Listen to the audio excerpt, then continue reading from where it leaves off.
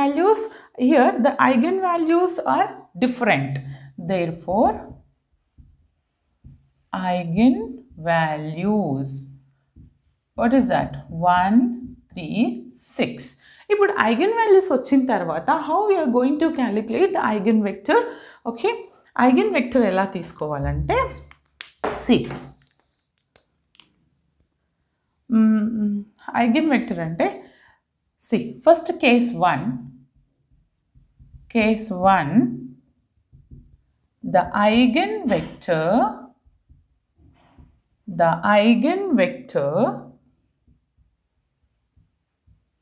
corresponding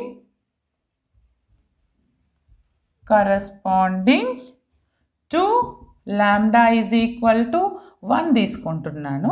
అప్పుడు అది ఎలా ఉంటుందంటే that is given by